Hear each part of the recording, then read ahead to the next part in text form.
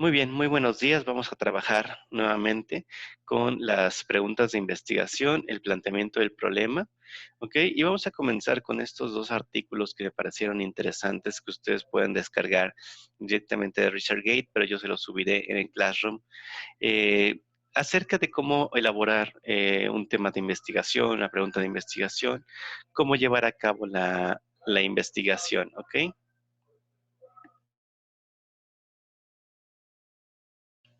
Muy bien, entonces lo primero que vamos a observar en este documento es lo siguiente. Entonces tenemos que preguntarnos cómo hacemos una buena pregunta de investigación. Y lo que van a observar en este artículo, más allá de todo el texto, hay unas tablas que me gustaron mucho, que son estas que están acá. Y las quiero revisar rápidamente para todos ustedes. Entonces, fíjense bien, ejemplos de preguntas de investigación. Esto es en educación clínica, pero sirven en el sentido de cómo elaboramos una pregunta de investigación, porque es lo que vamos a ver hoy. Si nuestros temas son muy amplios o son temas muy dispersos, ¿ok? Entonces, la primera pregunta que nosotros vamos a hacer acá y que por lo regular la hacemos cuando empezamos en el camino de la investigación, son preguntas que le llaman los autores too broad, o sea, muy amplias. Son preguntas que, como aquí lo va diciendo, van en diferentes campos de disciplina: educación, psicología, sociología, antropología. Y como dice acá, la respuesta probablemente va a depender de las personas que son estudiadas. ¿Cuáles son ese tipo de preguntas que son muy generales? Es cómo aprenden las personas. ¿Sale? A lo mejor es una pregunta que nosotros tendríamos, que a lo mejor a nosotros se nos ocurriría como algo interesante de cómo aprenden las personas, por qué recordamos, que son preguntas en realidad muy, muy, muy generales, ¿sale? Entonces, eso es importante que lo vean, ¿no? Por ejemplo, los estudiantes o los que se están entrenando en un posgrado, ¿les gustan las clases? Dice un estudio de entrevista, ¿ok? Entonces, esto le llaman que es una pregunta no alineada. Entonces, la pregunta lo que dicen es que demanda una respuesta sí o no. Y estas preguntas de sí o no hay que tratar de evitarlas. Por ejemplo, ¿está relacionado el no dormir con el estrés? Son preguntas de sí o no. Entonces, estas preguntas que son de sí o no hay que tratar de evitarlas en la medida de las posibilidades. ¿Ok? Entonces, estas preguntas hay que tratar de considerarlas así, porque además dice que la metodología que se propone no te lleva a una respuesta de sí o no. ¿Por qué? Porque estamos haciendo un estudio de entrevista, ¿sale? Entonces, esto es una forma de obtener datos muy ricos, muy profundos. Entonces, esto en realidad no está alineado. Entonces, me gustó mucho este artículo, para ustedes, porque va llenando de ejemplos y algunas otras situaciones que me parecen interesantes a revisar, ¿ok? Y junto con este está el segundo artículo que me gustó, que es cómo hacer entrevistas de investigación de diferentes formas, ¿ok? Y entonces este también tiene cosas muy interesantes, pero la parte que yo les quiero mostrar aquí es cómo va, haz una tablita, déjenme ver por qué aún no pasa, ok, sobre cómo acercarnos a la investigación. ¿Ok? Entonces nuevamente viene ahí cómo hacer entrevistas, si la entrevista es de un tipo o de otro. ¿Sale? Entonces eso está muy, muy interesante. Pero al final viene esta tabla. ¿Ok? Bueno, aquí igual lo de los trucos de la entrevista. Estas tablas de preguntas potenciales de cómo hacer una buena entrevista. Entonces, me imagino que en algún momento ustedes harán una investigación no necesariamente de tipo cuantitativa, sino que probablemente van a hacer una investigación de tipo cualitativo. Y es importante. Apenas tuve alguna sesión con unos estudiantes de posgrado y la pregunta que se me hizo en ese momento y que me parecía interesante era, ¿cómo hago una buena entrevista? O sea, podemos llegar a un momento en el que la falta de práctica o la falta de entrenamiento, por así decirlo, en la investigación, nos hace preguntarnos algo que parecería trivial. que es cómo hago una buena entrevista. Entonces, estos dos artículos junto con otro que también me pareció interesante, se los voy a compartir para que ustedes revisen qué tipo de cosas podemos hacer más allá de lo que yo les dé de material, que ustedes puedan ver algún otro material, ¿ok? Entonces, esto es algo que les quería mostrar y que les voy a compartir en el Classroom. ¿Ok? Son materiales muy bonitos. Y no me acuerdo si lo compartí con ustedes, pero si no lo vuelvo a comentar. Hay dos plataformas de libros abiertos. Son plataformas para estudios no solamente de psicología, sino de otras áreas, donde hay unas cosas muy, muy interesantes. Entonces, aquí fíjense, les voy a comentar el nombre, lo estoy buscando aquí en mi correo, porque lo tengo aquí en la bandeja. Y uno de ellos es OpenStax. Se los voy a mandar también, OpenStax. Y el otro se llama Nova. No me acuerdo si los compartí o se los comenté el día lunes, pero son, bueno, están impresionantes estas plataformas, porque, bueno, una parte te la da como profesor y te permite ir viendo materiales adicionales, como son algunas respuestas y demás, y cosas que ya saben ustedes que de repente vienen en los libros, ¿no? Pero en la parte de estudiantes te permite acceder a un montón de libros gratuitos y como les decía, creo, son muy caros los libros de psicología, entonces es una buena opción, se las voy a compartir también, ¿ok? Entonces les voy a compartir ahora las diapositivas que vamos a trabajar, pero cualquier duda, cualquier pregunta, porfa, me lo indican.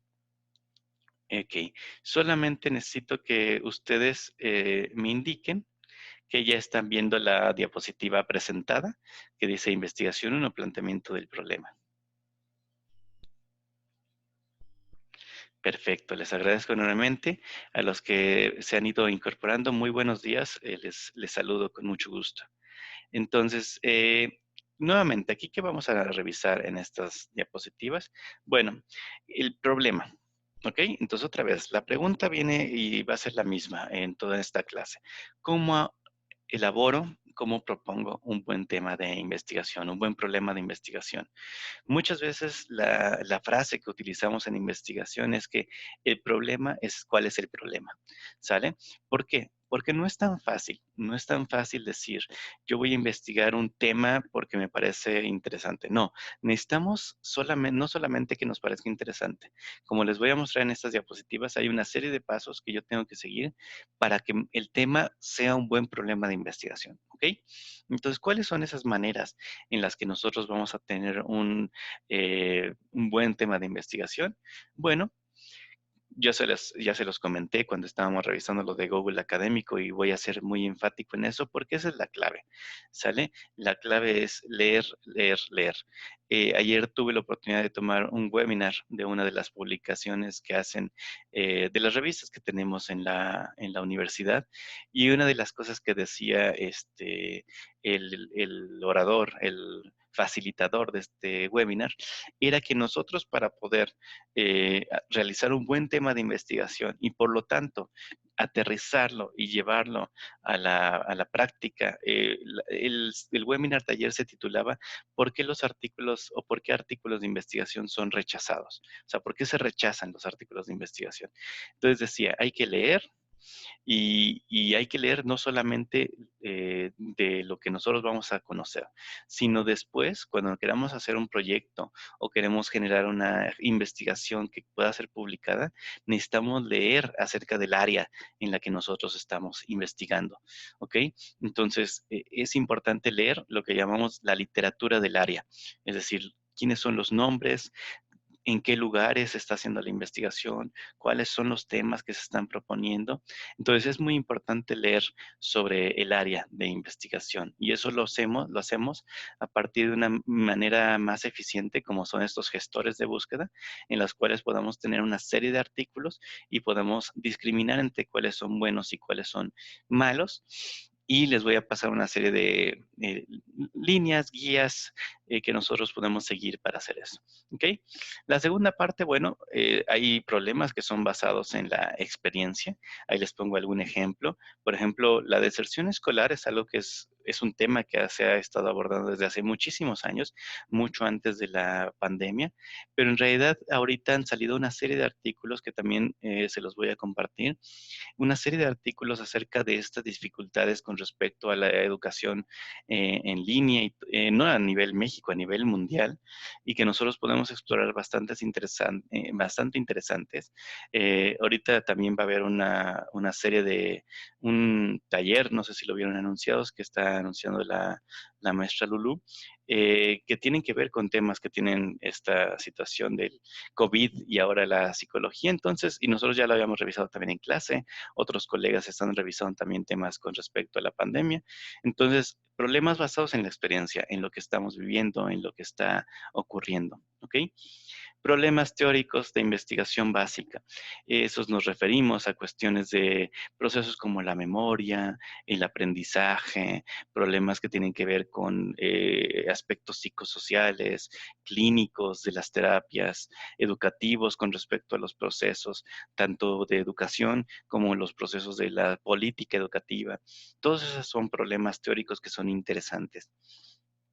En los artículos, cuando ustedes revisen un artículo, y lo vamos a hacer en las siguientes sesiones, hay una parte que es, probablemente es en la discusión, en la parte final de los artículos, donde se proponen investigaciones futuras. Es decir, ¿qué puedo yo hacer a partir de esta investigación que se está presentando?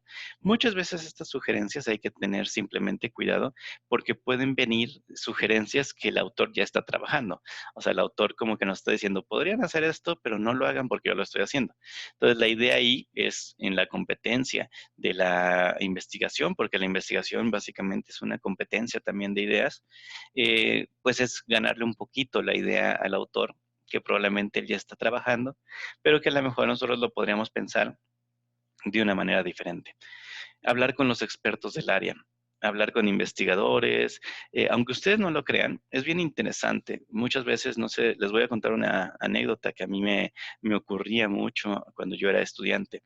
Yo veía los grandes nombres de las investigaciones, de los libros, y uno los, bueno, yo para mí yo los consideraba como si fueran gente de otro planeta y que además pues no podías tener acceso a platicar con ellos, a dialogar con ellos, hasta que empiezas a ir a los congresos. Empiezas a ir a los congresos, que es el paso número siguiente. Empiezas a ir a las conferencias, empiezas a ir a los congresos y te acercas a platicar con ellos. Y una cosa que es muy interesante cuando uno es estudiante es que un investigador por lo regular va a tener un trato un poco más cercano a los estudiantes porque son material de que podemos entrenar en el sentido de la investigación, de lo que nosotros podemos hacer y empezar a hacer escuela, que es lo que se dice, no vamos a hacer escuela, ¿ok? Entonces, una de las cosas que yo tenía mucho como curiosidad es qué pasa cuando tú escribes un correo electrónico a un profesor, a un investigador que escribió X artículo. ¿Te contestan, no te contestan? Y lo más interesante de las situaciones es que sí te contestan. Y te contestan aparte amablemente y te contestan aparte rápido. No todos, pero un buen porcentaje lo hace. Entonces, hablen con los expertos. Si a ustedes les interesa un artículo de una persona que tiene su plaza en la Universidad de Coahuila, en la Universidad de Sinaloa, en la Universidad de Sao Paulo, en la Universidad de Madrid, en la Universidad de donde ustedes busquen ese artículo y tengan una duda sobre el artículo, escriban el correo electrónico. Es una experiencia muy bonita ver cómo les pueden contestar. Probablemente algunos, les repito, un porcentaje mínimo, probablemente no lo va a hacer, pero sí lo pueden hacer y es interesante. Y eso me lleva al último punto de esta diapositiva de asistir a conferencias y congresos. Ahorita no tenemos esa posibilidad por la pandemia, pero una cosa que sí está ocurriendo y que me ha parecido interesante y en esta semana ha sido bastante para mí agradable, es que están estos webinars en los cuales tú empiezas a ver, por ejemplo, esta semana tuve 2 webinars con 2 personas importantes en el campo, que son Dan Siegel, que es un neurocientífico especializado en la niñez y en la cuestión de los padres y la interacción con los niños. y un webinar que fue gratuito, que quizás en otros momentos no hubiera podido ser. Otro webinar con Robert Brooks, experto en resiliencia, neuropsicólogo de la niñez, explicando cosas sobre cómo podemos ayudar a los niños a ser resilientes durante esta época de la pandemia. Él hablaba de las virtudes que tiene que tener un niño en el sentirse seguro, en el sentirse a salvo, sentirse observado, visto en el sentido de que sí están poniéndome atención. Entonces, son aspectos súper importantes que hoy podemos tener y que podemos acercarnos, y está este Q&A que ustedes pueden hacer de preguntas y respuestas, y se va haciendo una dinámica interesante. Entonces, hay que aprovechar estas plataformas, esta posibilidad de que estos seminarios, que por lo regular tendrían un costo pues elevado, porque implicaría moverse del lugar de residencia, pagar hospedaje, probablemente días de alimentación, hoy están al alcance. Entonces, son de las cosas que nosotros podemos extraer ideas de investigación, y los cuales les recomiendo, y creo que les he compartido algunos en el grupo de Facebook. Entonces, son gratuitos y son de 1 hora en algún momento, ¿sale? Entonces, váyanlo viendo. No sé si a alguno de ustedes les interesa el tema de la resiliencia. Más allá de la inteligencia emocional, el tema de la resiliencia es un tema muy importante que a mí me parece que vale la pena explorar, y si les interesa, va a haber un encuentro con 40 expertos del área de resiliencia, no solamente psicólogos, sino de otras áreas, el día 12 al día, creo que del 12 al 17 de mayo, y también es totalmente gratuito. Si quieren, les comparto la liga en el grupo de Classroom y en el grupo de Facebook, para que si alguien está interesado lo puede ingresar. Entiendo que van a estar abiertas las conferencias 48 horas, es decir, si no pudiste verla en el momento que fue, la puedes volver a ver después. Entonces, si a alguien le interesa los temas de resiliencia, no solamente en la niñez, sino en las empresas, en la vida personal de uno, me parece que es un tema bastante interesante, y va a estar también Dan Siegel, que les digo que es experto en el área, entonces los comparto. No sé si haya alguna pregunta al momento.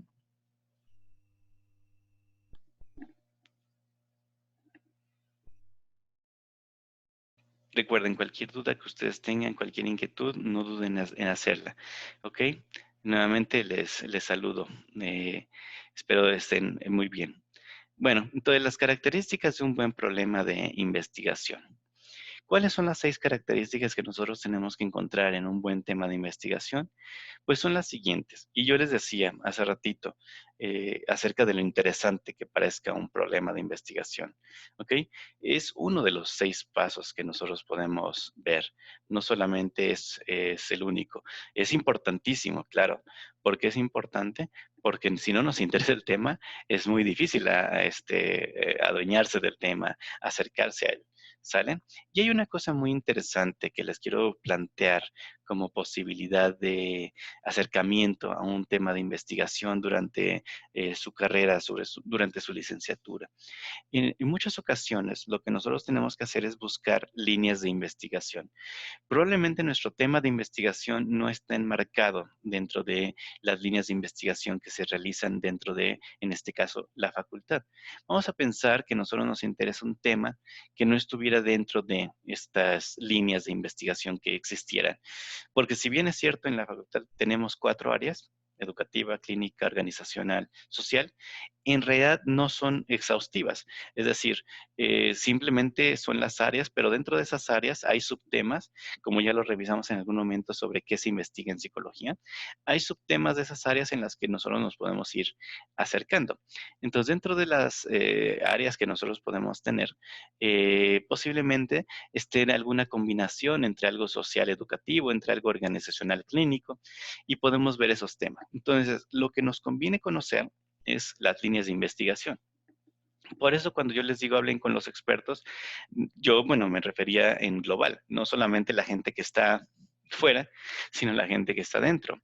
Profesores de ustedes que a lo mejor les interesa el tema que ellos están trabajando, y acercarse con esta persona para preguntarle si tiene algún proyecto, si tiene alguna beca, si tiene alguna una investigación que esté realizando en ese momento en la que ustedes se puedan incorporar, porque más allá del tema interesante, que eso vale mucho la pena hacerlo, es saber si nosotros podemos aprender alguna técnica, alguna metodología nueva que nos pueda ser interesante, no solamente para lo que estamos viviendo en ese momento, sino lo que pudiera venir en nuestra carrera académica, ¿sale? Entonces, acérquense a los investigadores para ver si pueden aprender alguna herramienta, algún método nuevo para hacer investigación, ¿ok?